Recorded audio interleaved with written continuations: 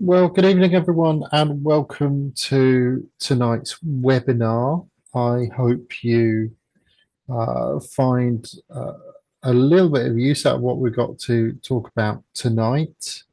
We are going to make a start because there's a lot to go through, and I want to make sure we finish on time at about 8 o'clock. So tonight's webinar is a taster session on our victory plan. V6 is the next running of the Victory Masterclass, and this is a taster session to give you an idea of what goes into Victory, what we go through, and what you can get out of it. So let's make a start with a brief introduction.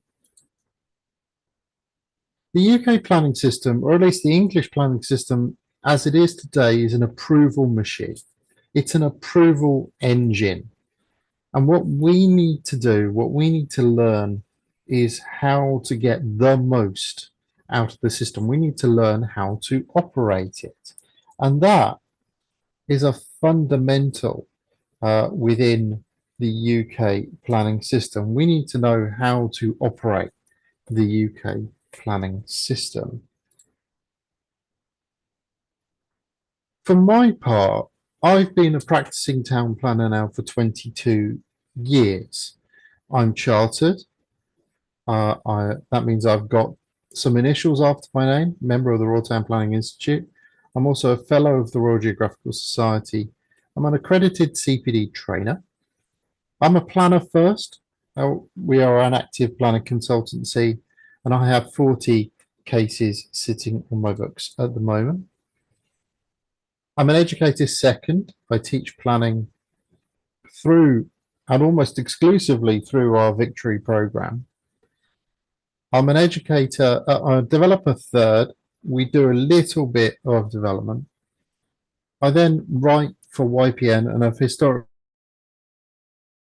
also written for YPN Bite Size and Property Investor News, albeit now I exclusively write for YPN. And the next article you will see from me is on the housing delivery test, and that's coming out in March.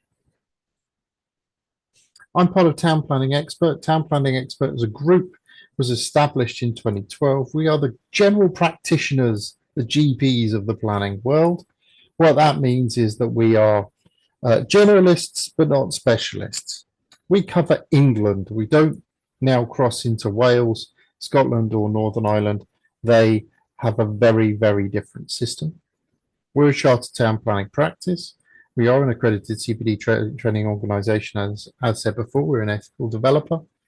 We've helped over 1,000 businesses with their development proposals, and we have a 90% success rate on planning decisions through all modes. I've just got 2 through today, which is brilliant. 1 through appeal and 1 through a prior approval.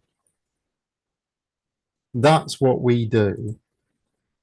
We also practice exactly what we preach. So as a company, we operate a development arm called Tree Kerno. We operate exclusively at the moment in the town of Launceston in Cornwall.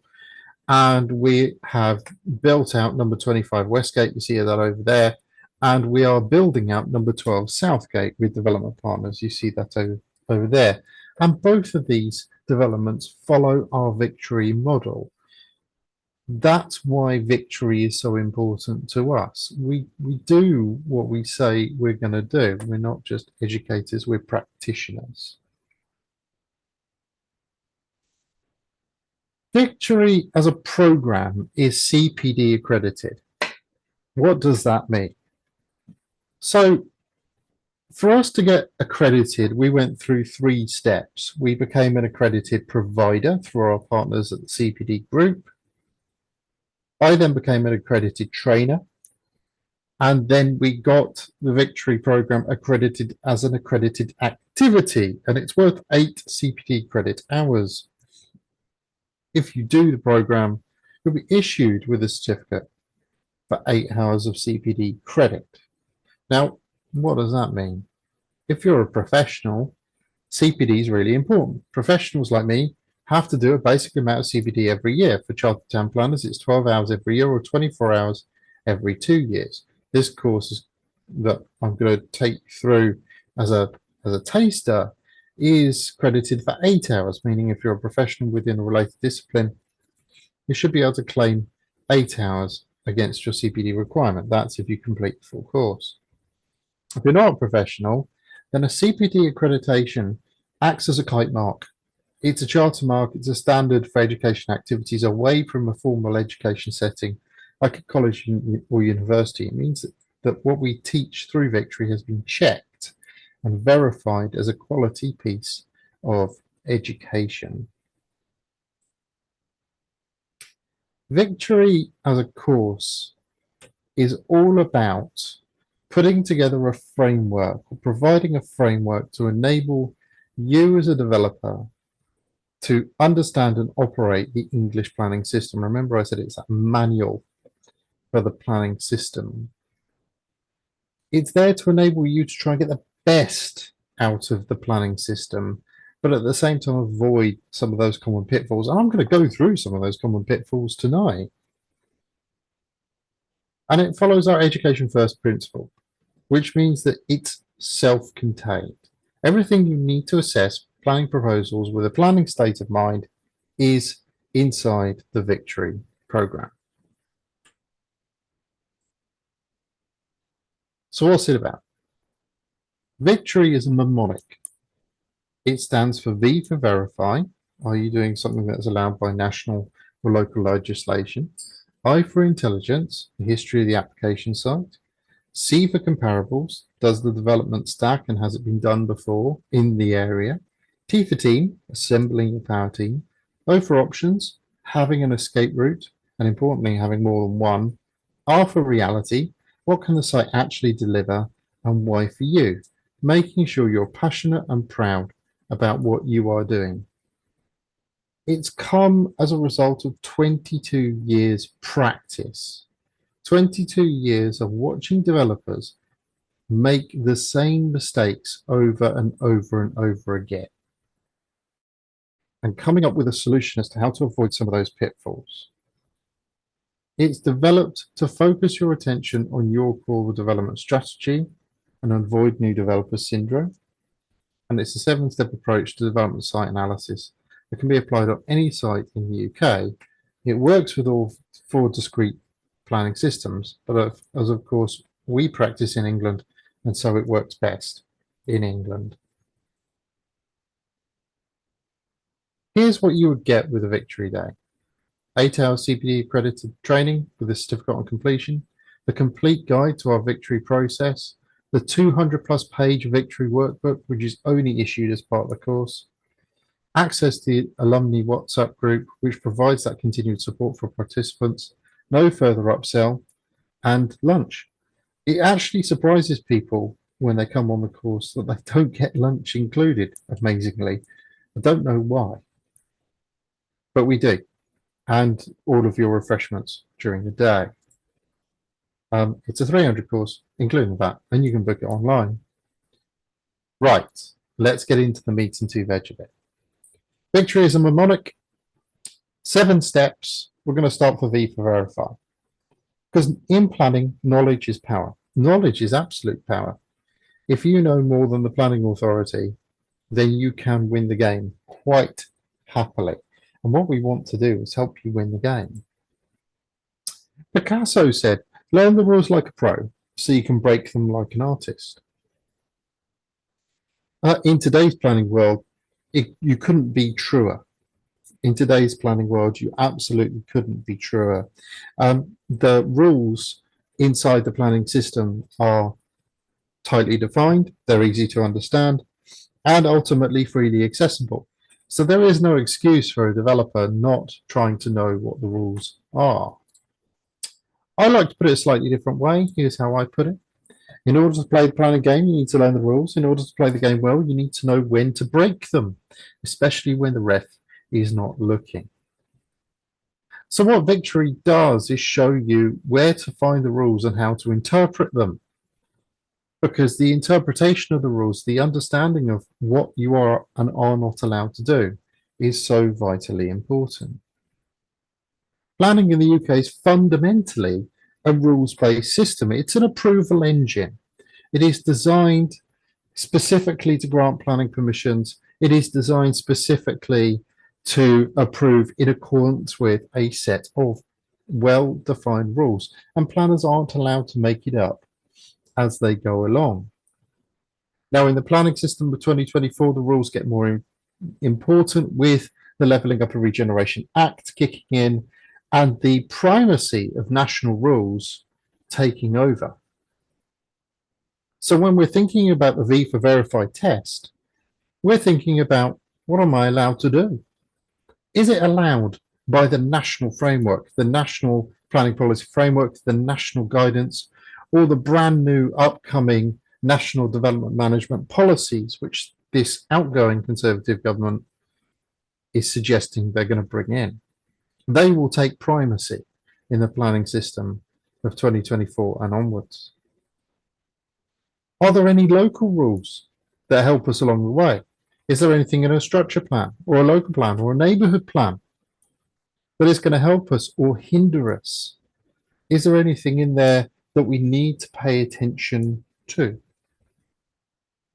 And are there any guidance documents in, for example, supplementary planning documents or design codes that will help me along the way?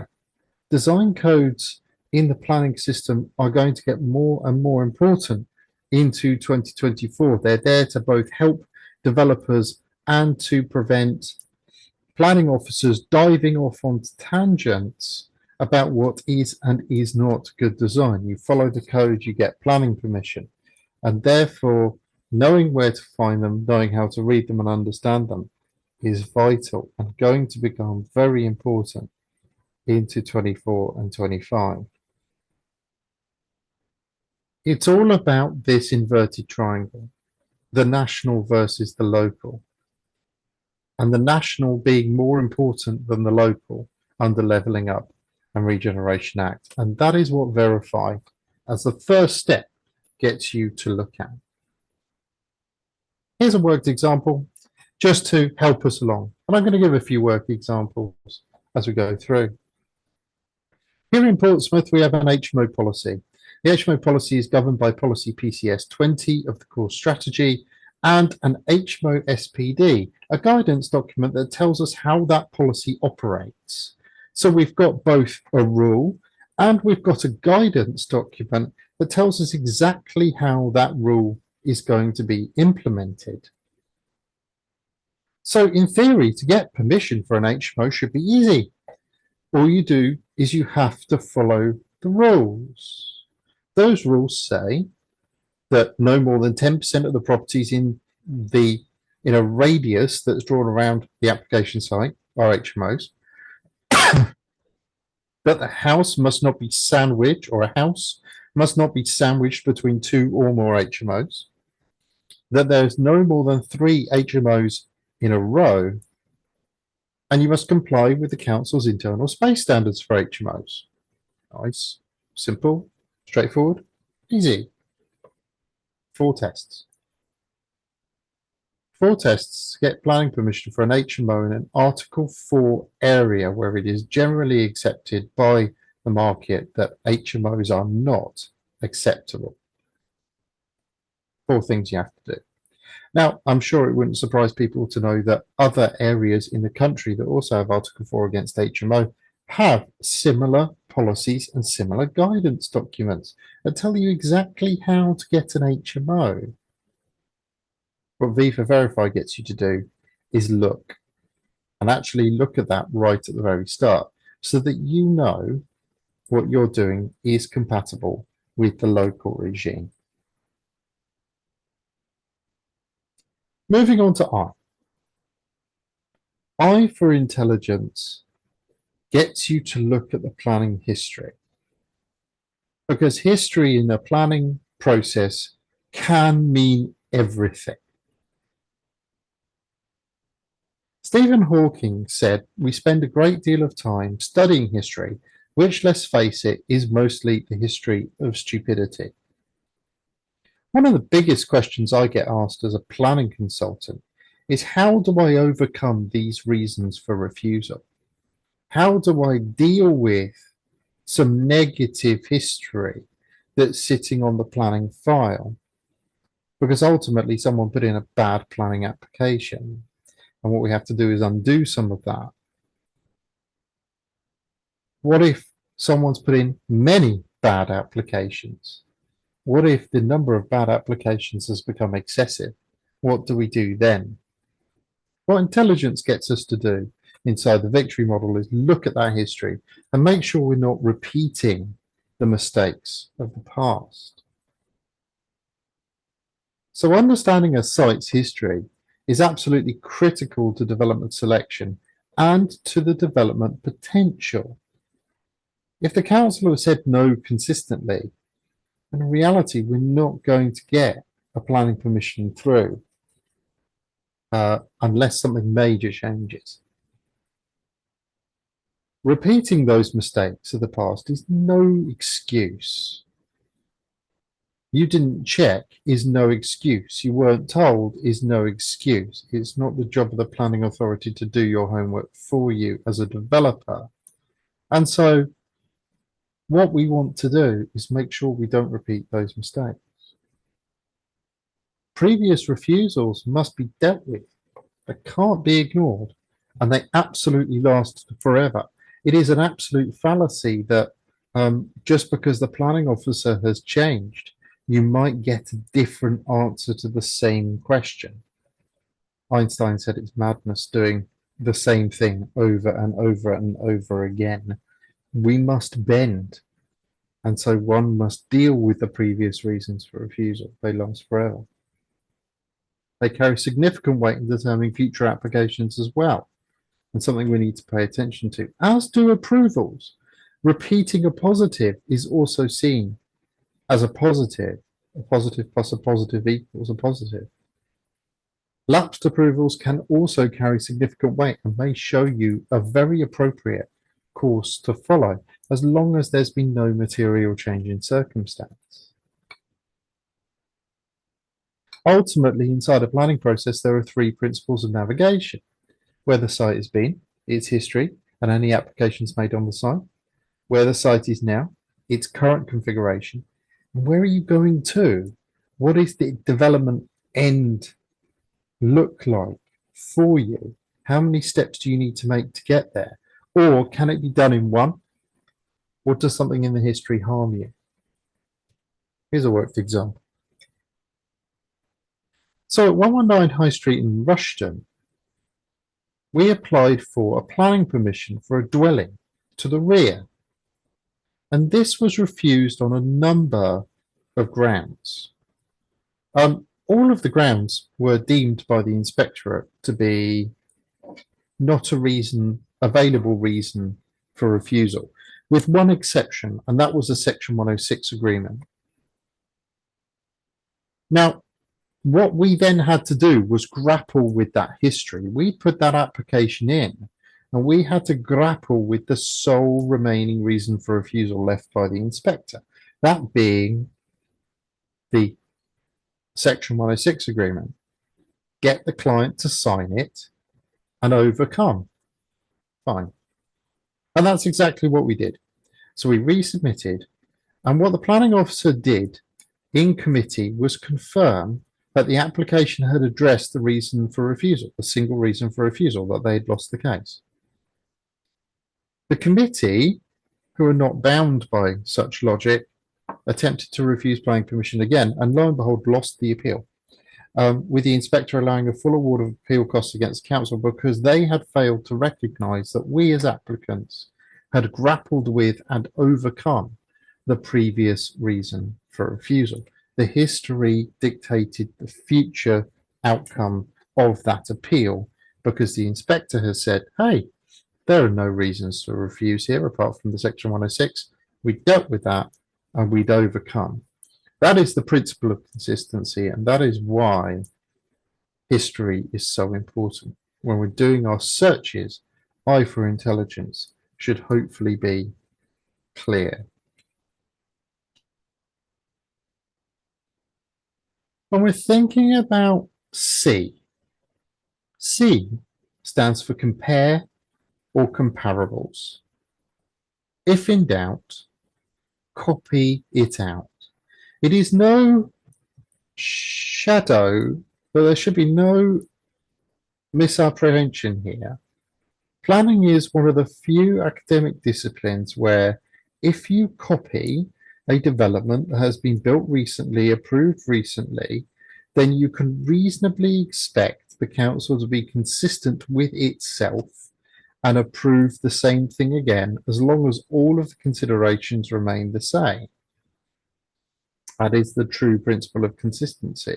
And so what we're looking for in comparables and compare is positive behaviour sets exhibited by that council. Churchill reinforces this by saying continuous effort, not strength nor intelligence, is the key to unlocking our potential. That continuous, repetitive, grinding through of applications that are all broadly the same, that you can all understand what the outcome is going to be, gives you as developers certainty in decision making and gives the council a difficult time of refusing individual applications where you can demonstrate a pattern of behaviour. We're just dealing with an appeal in Oxford where a planning officer attempted to buck the trend. And lo and behold, they are working very hard to argue that, notwithstanding previous decision making by that council by themselves on the same site, they were somehow permitted to deviate from the flight plan. We're not entirely sure that they're going to win that argument. So as I said, planning is one of the few academic disciplines where you are actively encouraged to use the good examples of development within the surrounding area. Those examples need to be recently approved, recently built out, and importantly show you what development the council is minded to approve. They tell you the personality of that council by decision-making behaviour. When we're looking for these comparables, we're looking for one or more of the following in this area. We're looking for the planning personality. Is there something that the planning authority habitually hates? Absolutely habitually hate, something that they repeatedly refuse over and over and over again because they have a bee in their bonnet about something. At my former authority at Portsmouth, it was dormer windows and hip to gable build-ups, and that persisted, absolutely persisted, all the way through my tenure at the City Council, up until the point the government changed the permitted development rules, making that persistence nigh on impossible. But up until that point, it was almost a religious hatred of that very particular development type. In terms of development typology, is there a repeated form of development that just gets approved over and over and over again? In Croydon, for example, up until their second bout at being a bankrupt authority, people were habitually getting planning permission for conversion, knocking down and rebuilding houses as small blocks of flats. Unfortunately, that behaviour ceased when Croydon worked out that it was otherwise stuffing its own housing market. But that was a repetitive development typology that one could reasonably take advantage of. We then look at gross development value metrics. There are many ways to value a development site, but there are certainly equally many ways to incorrectly value a development site. Long gone are the days where you can simply rely on pounds per square foot. If we all relied on pounds per square foot, we'd build one massive building and call it a house, because ultimately that would generate the largest pounds per square foot with the least build cost, but you might not be able to actually build it. There might not be a market for it. So there are many ways of valuing gross development value metrics, and there are also many things that need to be taken into account when one is considering the discounts from that. We have such things as biodiversity net gain coming to the fore this year. We still have nutrient neutrality in 76 local authorities in the country, and we are going to be seeing further enhancements to community infrastructure levy, etc., as part of the new act, which is going to take ever bigger bites out of the GDV. So one needs to value our development very carefully. And one needs to make sure our build value metrics are absolutely spot on as well. When we find a development that works, we're able to look at those last two with a lot more detail because we're able to look at exact sale price comparables. We're able to interrogate the estate agents and ask them exactly what is selling where and why, understanding what's best for the site, not what maximizes the site. There's a very big difference between optimization and maximization. And that's what C for compare gets you to do. A worked example here at 3 St. Watford Road in St Albans. It was a relatively simple task to copy number 3, copy it across. Lovely, lovely. And that's exactly what we did. We took this mass and we copied it over. And planning permission was granted here for 2 3-bedroom semi-detached houses. Why semi-detached, I hear you scream? Well, simply because that worked better. That actually gave us the better metric, smaller units, more on the site, a better dynamic that would sell better, rent better, work better on the site than larger houses, which would work less well. It also included new front boundary wall, crossovers, and demolition of the existing garage, which you see there. 2 very nice developments, 2 very nice houses. The application copied the arrangement of number 3 in terms of front and back gardens and building line because we wanted to copy mass. And the application was approved on time and with little to no objection. Indeed, the only people who objected were number 1 behind, who was worried about overlooking of their driveway. What, I wonder, they were doing inside of their driveway, I do not know. RT is for team, because planning ultimately is a team sport. It's a team sport on both sides of the equation. So planners at local authority hate working in isolation. They like working as part of a team. They always refer decisions up and up and up the chain until you get to the top of the chain where you've got no one else to refer it to. And developers should work as part of a team as well. Henry Ford said, if everyone is moving forward together, then success takes care of itself. I say, if the LPA is on board, and this is an example of a development that we've got planning permission for, grade 2 listed building, 4 houses on the land down in Plymouth, being built out at the moment by developers, wonderful. This came about because the LPA was on board, speaking the same language as the applicant. The planning system delivered to work the impossible in this case. Absolutely stunning development there. To win the planning game, you need to consider your team. You need to consider your team of star players who are there to act to support what you are doing. Team building is ultimately one of the most ignored parts of getting planning permission. It's often left to the very last minute. Often when something happens inside of an application, you have to go and run to the bench and try and find yourself a tree surgeon or an ecologist or a flood risk assessor. And what should actually happen is you deal with these things ahead of time as part of your site analysis. You are dealing with team building as part of your initial application processing. So you're looking ahead of time and thinking, right, what do I need to do in order to get this development through? Who am I going to need to have on the bench? When we think about planning I like to think about a game of football as an appropriate metaphor for the teams you need to play inside the planning system. Remember that the home team, those planning authorities are big and nasty and tough, and they're horrible, and they're there to beat you. You need to assemble your team to win the game as well.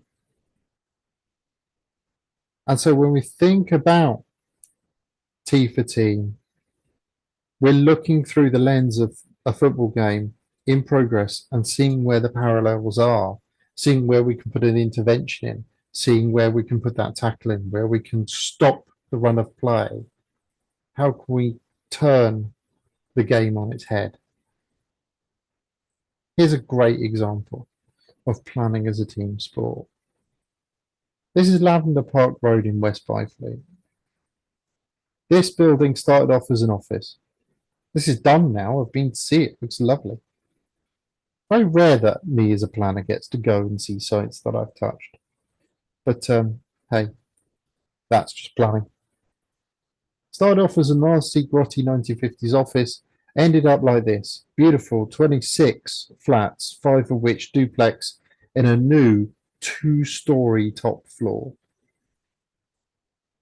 Planning permission was granted for the conversion of the existing building to form 21 dwellings through prior approval. The external alterations that you see there to put cladding on the outside of the building and create those recessed balconies, and importantly, to supply the external support necessary, the exoskeleton to do that roof. And then the construction of that 2-story roof to form 5 new dwellings on top.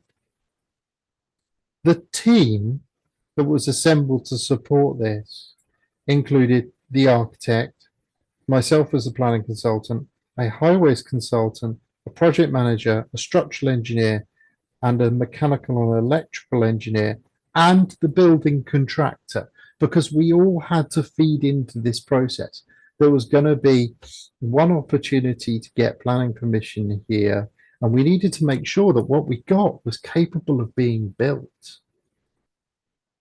I'm often reminded of a development that we're doing right now in Cornwall through TPX's Tree Kerno arm.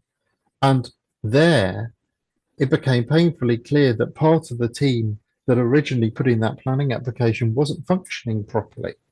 The architect in question had mismeasured the building, and the building was actually, the dimensions of the building were incorrect. We needed to bring a new architect into the team in order to sort all that out. Sometimes you do have to swap out, but having that team effort pushes developments through. Our O inside of the victory model is for options. Because when you're dealing with planning, it is absolutely time to pack a parachute. You never would jump out of a plane without a parachute. And you certainly wouldn't jump out of a plane without a reserve strapped to you as well. So why would a developer go into a development proposal knowing how much those proposals cost now, knowing how long it takes to get through planning? Why would they go into a development proposal and simply rely upon a one-hit wonder? Where is their fallback? Where can they escape from the development side? Simon Pegg says every person should have their escape route planned. Absolutely, Simon. Thank you for that quote. When you're doing a development, you need to have your escape route planned. You need to know that you can get out with your shirt on. So when we're thinking about options, it's about having all those exits covered, knowing that if your primary strategy does not work, you've got another parachute. You can exit the deal or the development in the correct way. It's about having multiple exits per development and knowing how to switch gears between them. When we look at options, we're looking at how to shift gears between development modes. We're also asking ourselves the question, if the planning permission is unsuccessful, how can we change tracks quickly in order to develop on the site or walk away without losing any money? That's what options is looking at. What we're looking at here is the 5 key development levels. Now you notice I put not development at the top. The first and most important thing anyone should consider inside a development proposal is, what can I do without ever touching the planning authority? What can I do with this building without ever touching the planning authority? What we deal with inside of over options is those principle, what can I get out of it without ever touching the LPA? We then move into stuff that doesn't require express consent, permitted development. We then move into the bits that require express consent, a prior approval, planning, and you'll notice I've put build absolutely last. Think of this arrow as you see it pointing to the ground as you'll fall from that plane, as you have just purchased that property and are jumping out for the first time. You want to pull that parachute as quickly as humanly possible. Otherwise, it's a very short drop to the bottom, and I don't like halo jumps. No one likes halo jumps. A high altitude, low opening jump, that's not for me. When we're thinking about our applications, we're thinking about risk. And what options do we have when we're thinking about that risk? Using applications for the right type of development risk is critical. I prepared this slide here to try and understand it. So on the left-hand side, you've got planning likelihood. It goes up as we go down. On the right-hand side, we've got planning risk. It goes up as we go up.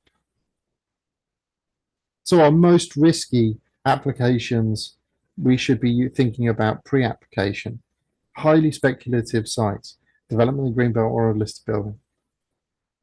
Then we're into permission in principle, speculative sites of less than 9 dwellings, such as development in the countryside. Then we're into outline planning permissions, speculative on sites of more than 9 dwellings, such as development in the countryside again. Then you'll notice here that we're pulling that full planning permission ripcord when planning risk is low and planning likelihood is very high. And that is because planning applications are now so expensive. We don't want them speculative. We want them on sites where you're using the victory plan fully. Full application should be used where planning likelihood is high. And then that last line, section 73 A and B amendments. These are not at all speculative. You have a planning permission in hand. And section A and B keeps the original application in place. Planning risk is massively reduced. Planning likelihood is incredibly high, not speculative at all. We pull the parachute at the right point. A worked example here, just to help you guys along. Planning permission in this case is applied for the construction of a single house. Now we've got two options. We can either sell the permission in 6 months, or we can build the permission in 18 months. Here are the numbers. So we look at the basic profit and it looks rather juicy, doesn't it? 95k over 30 grand. But let's just look together at that in a different way. If you sell in 6 months, you pull that parachute early, you're making £5,000 a month with a 25% profit. If you wait and build, yes, you're making slightly more a month, but it's actually less overall profit, 23%. You actually make less if you build out in this worked example. And that's what options gets you to consider. What is absolutely the best thing for you to do on any particular site and considering when you should pull that ripcord. Alpha reality is probably the most intensive part of the victory plan course, because what we're teaching you there is how to do a proper site assessment. Because ultimately planning deals with real world problems to real world solution and real world solutions. We deal in the world of the real. Nothing that we deal with in planning is theoretical. It's all practical. Benjamin Hobbes said you'd be surprised how many people violate this simple principle every day of their lives and try to fit square pegs into round holes, ignoring the clear reality that things are as they are. I deal with people every week in our triage sessions who look at a site and believe they can get planning permission on it because they can get planning permission on it, even though there's nothing about the site that suggests otherwise. They're ignoring the reality that the site is undevelopable because it is undevelopable. So when we're thinking about reality, planning deals with real world problems in the public interest. So having an eye on these constraints to development, the things that hold you back, is a key component to a successful application and a successful development. Being realistic about what the site can or cannot deliver is a fundamental skill for a property developer. And in this section of the victory plan, we go through an assessment of site capacity and the assessment of site constraint to give you the tools to know what to do and what are the most common blockages inside of the planning system. We go through my first rule. If it looks too much, it probably is. Overdevelopment is the easiest trap any developer can fall into. There is this weird desire, absolutely strange desire, to maximize a development site. We're told, aren't we, by pretty much the entire world, that we must multiple X, insert number X here, the development site, because that's the only way to build. If you build like that, you will always have an outward impact. You will always have an inward impact. The planners will look at that metric and go, something's going wrong here. These are two images that I've taken from live planning applications in the public domain. I won't tell you where they're from. I'll just say that they're real. Here we have an incredibly cramped development site where you have what appears to be an incredibly narrow, about as wide as a sofa, part of the building there and there that are duplexes. Can't even fit the stairs in. Here we have a plan that was generated to prove that there wasn't any overshadowing of adjoining gardens, when, oh dear, the plan is actually demonstrating how tight everything is. If it looks too much, it is too much. Some other common planning fails that we go through inside of R for reality follow the victory model. And I've done a little bit of translation here, planning English to English. You see, this was contrary to policy. It's unacceptable in principle. What that means is they didn't follow the victory plan. They did not check the policy. They did not do the verify bit right at the start. If you see impact to safety and convenience of the highway, what the planners are trying to tell you is your development will result in a possible road traffic incident. That needs to be dealt with. If it's inappropriate design, the planners are saying, we don't like it. It's either too big or boring or ugly or bland. Or it could be too flamboyant in an area that doesn't need it. We're dealing with impact on the amenity of adjoining occupiers. What that means is your development will make someone else's living conditions unacceptable. You will impact them based on loss of light or outlook or privacy or the creation of a strong sense of enclosure. We're dealing with impact on the amenity of your occupiers. That means your residents' living conditions are going to be unacceptable by the same token. Light, outlook, privacy, creation of a strong sense of enclosure, even down to things like garden sizes. you're actually making your residents' lives worse. That can be fixed. And then failure to achieve an appropriate standard of accommodation, which means basically you didn't apply the national standards to the scheme. You simply didn't check it against the national standards. Again, everything that's very simple, very fixable once it's translated into English. Why at the back end of our victory plan is all about you. Because at the end of the day, when all's said and done, when you commit a development on a site, it is all about you. It is all about you stamping your personality on a place. Eleanor Roosevelt said the future belongs to those who believe in the beauty of their dreams. Thank you, Eleanor. That quote gives me chills every time I say it. Here is a universal truth, however. The traditional development view of development in the world is that development is all about GDP and pipeline and wealth and financial freedom, whatever the bloody hell that means, and prestige.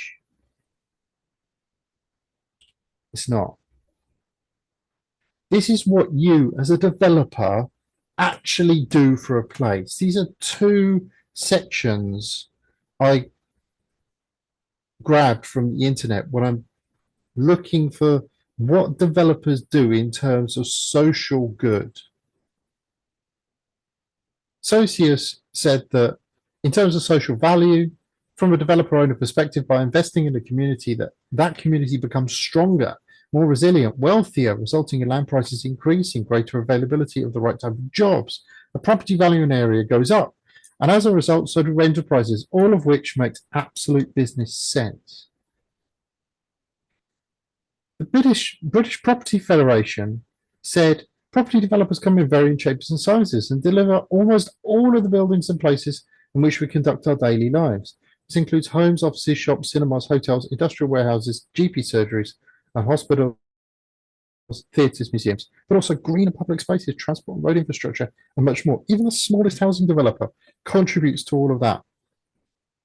From small property developers who buy, renovate, and sell individual buildings to much larger developers who identify suitable land on which to design and deliver projects of significant scale and community value. There is a shared aim.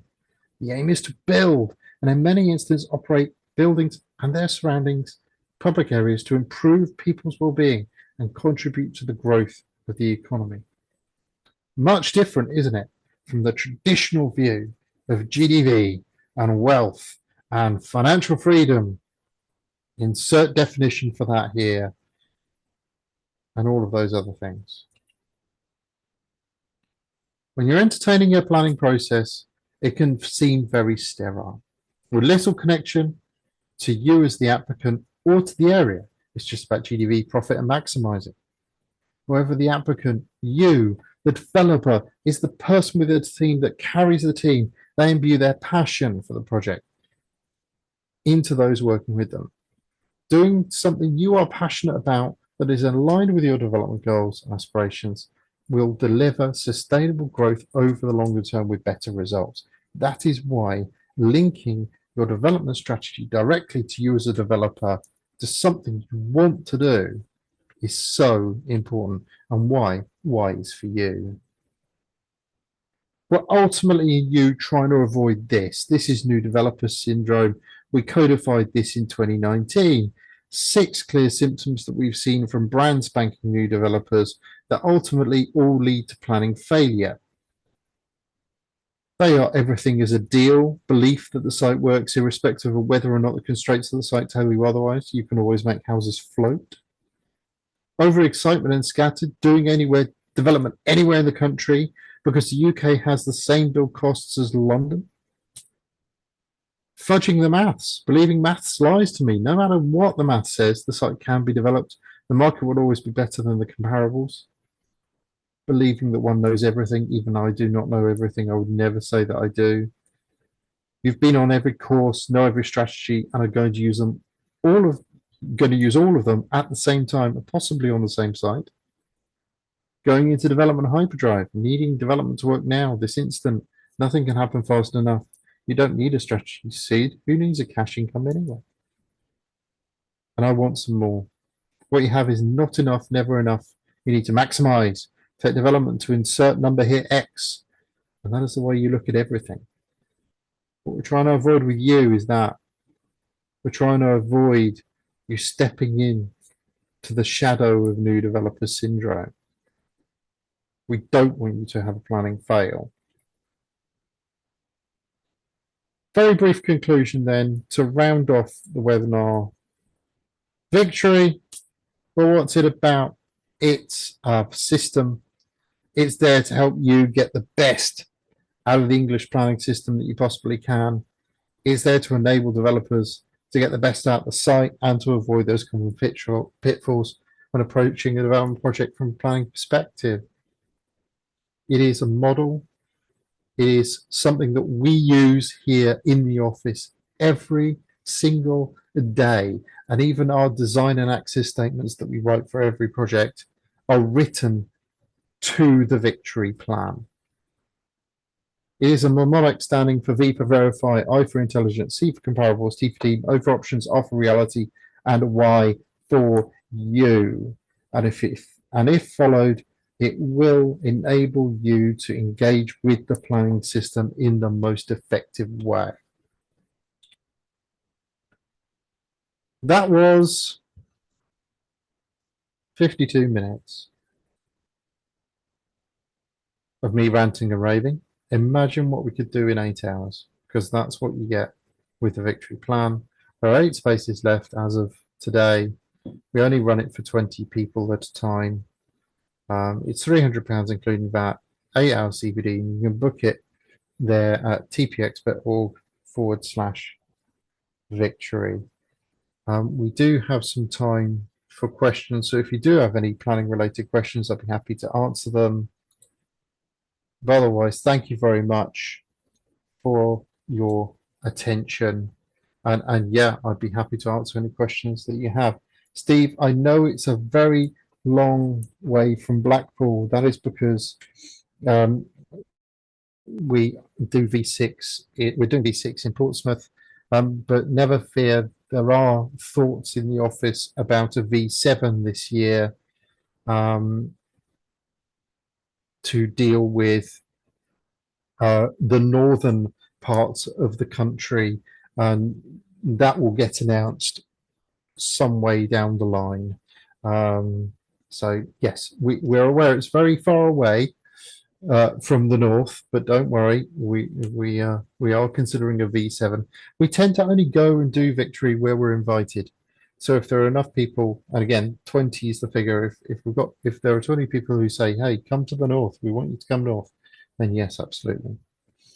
On C for compare, are there ways of getting data for LPAs with development typology trends, especially approval trends? For example, if you're researching class today and want to see the sites that are and are not getting approved. Yes, most councils, and one of the things we teach on the victory plan is how to do a proper search on most councils, on the sort of 70% of authorities' databases, using keyword searching in order to drill through and really identify the development typologies and how to identify the commonalities in those development typologies. So yes, you can. Civi says, please can you go back to the previous slide with the March session timelines? Of course, Civi, I can. You are very welcome. I will try and do so. There you go. Jody says, how long is the current planning approval process in Portsmouth currently? Good question there. It's long and drawn out. If you're doing HMOs, they are about a year behind. They are, if you're not doing HMOs, then they can be about 6 months at the moment. Toby asks, will there be additional courses later in the year? Yes. We are looking at a V7 or Series 7. We call them series because they get changed every single course, and that's because there are changes in planning every single time. So the series numbers that you see here, Series 6 is the up-to-date one, and that is because they And that is because they help us identify which iteration we're on. Because, you know, when we started this, we didn't think we'd be up to iteration 6, but we are up to iteration 6, which is brilliant. Um, would It will be for a small development site of 4 dwellings. That should take about 6 months to get through the system presently, Jody, in Portsmouth. What are my thoughts on the PD for splitting houses to flats? Likely to see the consultation on that in Q1 of this year. It's an interesting notion. It will take a lot of casework out of the system for most planning authorities. It is poorly founded in logic because 1 into 2 barely works as a financial exercise unless you're in central London. I think it's very much focused on central London. It remains to be seen who takes best advantage of that. Are there any other good sources of funding planning decisions by type? Yes, the local authority portals. Absolutely local authority portals. There are many ways to search a local authority portal, something we teach in inside a victory plan course, and they are all free. You don't have to pay for big aggregator tools. The only way is the clunky LPA site, but if you're lucky and it's a uniform site, then it's not clunky at all. It's very easy to work. Yeah, so there are some out there, Steve, that are clunky. Good news there. Leveling Up and Regeneration Act is putting together a uniform specification for all planning data sets, likely to follow the uniform model, which is great because the uniform is not clunky at all and really easy to work out. Read the King's speech on PD for houses. What's your guess as to when it will be introduced? Thank you, Amit. Our best guess is Q1 of 2024 for consultation, with introduction just prior to the election in Q3.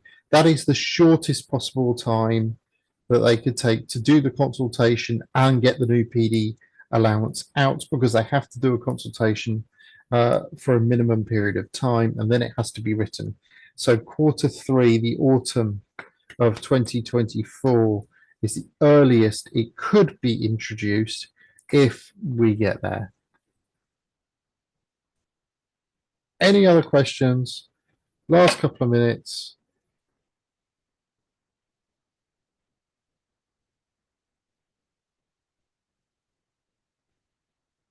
If not, thank you very much, everyone, for attending. I'm glad you enjoyed the webinar. It's always difficult, isn't it, to pitch these, because yes, it is a bit of a pitch, but c'est la vie. I'm glad you got something out of it. If you do want to join us for the victory plan, I know, Amit, PQTs was so much fun. The problem is it was just all falling all falling on deaf ears right at the very end. We were struggling to get people to actually attend it. If you do want to join us victory in March, then please do so. Book tpexpert.org/victory. All the details are there. And when we look to announce Series 7 as well, then all the details will appear there as well. And yes, we've heard what people have said. We are looking north, or certainly looking more north than Portsmouth for Series 7. But Series 6 is the one that is currently up and available and is fully updated for Levelling Up a Regeneration Act, biodiversity net gain, and all of the other good stuff that the government is thinking about. Have a great evening, everyone. I hope that's been interesting. The video will be shared on the YouTube channel in short order, but bye for now.